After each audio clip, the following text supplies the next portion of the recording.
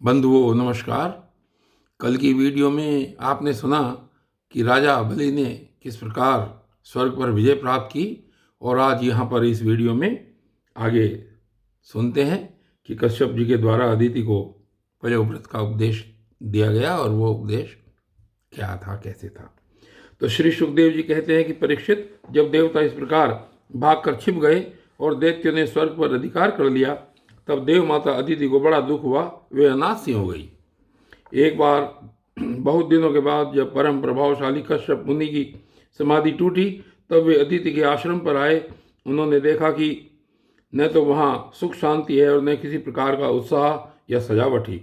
परीक्षित, जब वे वहाँ जाकर आसन पर बैठ गए और अदिति ने विधि पूर्वक उनका सत्कार कर लिया, तब वे अपनी पत्नी अदिति से, जिसके चेहरे पर बड़ी उदासी छाई हुई थी, बोले, कल्याणी, इस समय संसार में ब्राह्मणों पर कोई विपत्ति तो नहीं आई है। धर्म का पालन तो ठीक ठीक होता है। काल के कराल गाल में पड़े हुए लोगों का कुछ अमंगल तो नहीं हो रहा है। प्रिय, गृहस्थाश्रम तो जो लोग योग नहीं कर सकते, उन्हें भी योग का फल देने वाला है। इस गृहस्थाश्रम में रहकर धर्म, अर्थ और काम के सेवन में किसी प्रकार का विघ्न तो नहीं हो रहा है। यह भी संभव है कि तुम कुटुंब के भरण पोषण में व्यग्र रही हो, अतिथि आए हों और तुमसे बिना सम्मान पाए ही लौट गए हों। तुम खड़ी होकर उनका सत्कार करने में भी असमर्थ रही हो, इसी से तो तुम उदास नहीं हो रही हो। जिन घरों में आए हुए अतिथि का जल से भी सत्कार नहीं किया जाता और वे ऐसे ही लौट जाते हैं, वे घर अवश्य ही गीदड़ों के घर के समान है। प्रिय, संभव है मेरे बाहर चले जाने पर कभी तुम्हारा चित्त उद्विग्न रहा हो और समय पर तुमने भविष्य से अग्नि में हवन नहीं किया हो। सर्वदेव में भगवान के मुख हैं, ब्राह्मण और अग्नि।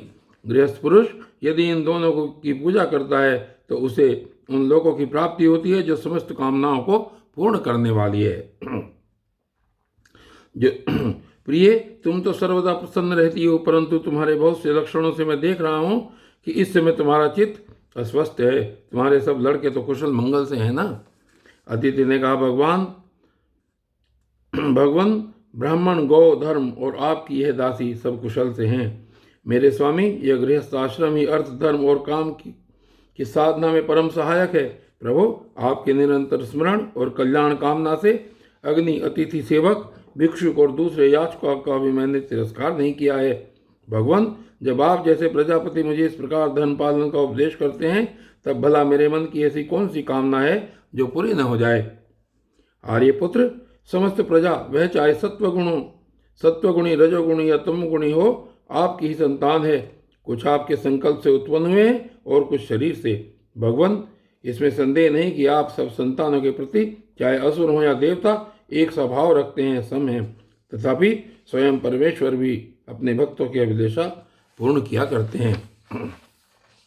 मेरे स्वामी, मैं आपकी दासी हूँ, आप मेरी भलाई के संबंध में विचार कीजिए। मर्यादा पालक प्रभु, शत्रुओं ने हमारी संपत्ति और रहने का स्थान तक छीन लिया है, आप हमारी रक्षा कीजिए। बलवान दैत्यों ने मेरे ऐश्वर्य, धन, यश और पद छीन लिए हैं तथा हमें घर से बाहर निकाल दिया है। इस प्रकार मैं दुख के समुद्र में डूब रही हूँ। आपसे बढ़कर हमारी भलाई करने वाला और कोई नहीं है। इसलिए मेरे हितैषी स्वामी, आप सोच विचार कर अपने संकल्प से ही मेरे कल्याण का कोई ऐसा उपाय कीजिए जिससे कि मेरे पुत्रों को वे वस्तुएं फिर से प्राप्त हो जाएं। श्री सुखदेव जी कहते हैं, इस प्रकार अदिति ने जब कश्यप जी से प्रार्थना की, तब वे कुछ विस्मित से होकर बोले, बड़े आश्चर्य की बात है, भगवान की माया भी कैसी प्रबल है। ये सारा जगत स्नेह की रज्जु से बंधा हुआ है। कहाँ यह पंचभूते से बना हुआ अनात्मा शरीर और कहाँ प्रकृति से परे आत्मा। न किसी का कोई पति है, न पुत्र है और न तो संबंधी ही है। मोह ही मनुष्य को नचा रहा है। प्रिय, तुम संपूर्ण प्राणियों के हृदय में विराजमान अपने भक्तों के दुख मिटाने वाले जगत गुरु भगवान वासुदेव की आराधना करो। वे बड़े दीन दयालु हैं, अवश्य ही श्री हरि तुम्हारी कामनाएं पूर्ण करेंगे। मेरा यह दृढ़ निश्चय है कि भगवान की भक्ति कभी व्यर्थ नहीं होती, इसके सिवा कोई दूसरा उपाय नहीं है। अदिति ने पूछा, भगवान, मैं जगदीश्वर भगवान की आराधना किस प्रकार करूं जिससे वे सत्य संकल्प प्रभु मेरा मनोरथ पूर्ण करें। पतिदेव, मैं अपने पुत्रों के साथ बहुत ही दुख भोग रही हूँ, जिससे वे शीघ्र ही मुझ पर प्रसन्न हो जाएं। उनकी आराधना की वही विधि मुझे बतलाइए। कश्यप जी ने कहा, देवी, जब मुझे संतान की कामना हुई थी तब मैंने भगवान ब्रह्मा जी से यही बात पूछी थी। उन्होंने मुझे भगवान को प्रसन्न करने वाले जिस व्रत का उपदेश किया था वही मैं तुम्हें बतलाता हूँ। फागुन के शुक्ल पक्ष में 12 दिनों तक केवल दूध पीकर रहे और परम भक्ति से भगवान कमल नयन की पूजा करे। अमावस्या के दिन यदि मिल सके तो सूअर की खोदी हुई मिट्टी से अपना शरीर मलकर नदी में स्नान करे। उस समय यह मंत्र पढ़ना चाहिए। हे देवी, प्राणियों को स्थान देने की इच्छा से वराह भगवान ने रसातल से तुम्हारा उद्धार किया था। तुम्हें मेरा नमस्कार है। तुम मेरे पापों को नष्ट कर दो। इसके बाद अपने नित्य और नैमित्तिक नियमों को पूरा करके एकाग्र चित्त से मूर्ति, वेदी, सूर्य, जल, अग्नि और गुरुदेव के रूप में भगवान की पूजा करे और इस प्रकार स्तुति करे। प्रभो, आप सर्वशक्तिमान हैं, अंतर्यामी और आराधनीय हैं। समस्त प्राणी आप में और आप समस्त प्राणियों में निवास करते हैं। इसी से आपको वासुदेव कहते हैं। आप समस्त चराचर जगत और उसके कारण के भी साक्षी हैं। भगवान, मेरा आपको नमस्कार है। आप अव्यक्त और सूक्ष्म हैं। प्रकृति और पुरुष के रूप में भी आप स्थित हैं। आप 24 गुणों के जानने वाले और गुणों की संख्या करने वाले सांख्य शास्त्र के प्रवर्तक हैं। आपको मेरा नमस्कार है। आप वह यज्ञ हैं जिसके प्रायरणीय और उदनीय ये 2 कर्म सिर हैं। प्रातः, मध्याह्न और साय ये 3 सवन ही 3 पाद हैं। चारों वेद 4 सींग हैं। गायत्री आदि 7 छंद ही 7 हाथ हैं। यह धर्ममय वृषभ रूप यज्ञ वेदों के द्वारा प्रतिपादित है और इसकी आत्मा है स्वयं आप। आपको मेरा नमस्कार है। आप ही लोक कल्याणकारी शिव और आप ही प्रलयकारी रुद्र हैं। समस्त शक्तियों को धारण करने वाले भी आप ही हैं। आपको मेरा बार बार नमस्कार है। आप समस्त विद्याओं के अधिपति एवं भूतों के स्वामी हैं। आपको मेरा नमस्कार। आप ही सबके प्राण और आप ही इस जगत के स्वरूप भी हैं। आप योग के कारण तो हैं ही, स्वयं योग और उससे मिलने वाला ऐश्वर्य भी आप ही हैं। हे हिरण्यगर्भ, आपके लिए मेरे नमस्कार हैं। आप ही आदिदेव हैं, सबके साक्षी हैं। आप ही नर नारायण ऋषि के रूप में प्रकट स्वयं भगवान हैं। आपको मेरा नमस्कार। आपका शरीर मरकतमणि के समान सांवला है। समस्त संपत्ति और सौंदर्य की देवी लक्ष्मी आपकी सेविका है। पीतांबरधारी केशव, आपको मेरा बार बार नमस्कार। आप सब प्रकार के वर देने वाले हैं। वर देने वालों में श्रेष्ठ हैं तथा जीवों के एकमात्र वर्णीय हैं। यही कारण है कि धीर विवेकी पुरुष अपने कल्याण के लिए आपके चरणों की रज की उपासना करते हैं। जिनके चरण कमलों की सुगंध प्राप्त करने की लालसा से समस्त देवता और स्वयं लक्ष्मी जी भी सेवा में लगी रहती हैं, वे भगवान मुझ पर प्रसन्न हों। प्रिय, भगवान ऋषिकेश का आवाहन पहले ही कर लें। फिर इन मंत्रों के द्वारा पाद्य, आचमन आदि के साथ श्रद्धापूर्वक मन लगाकर पूजा करे।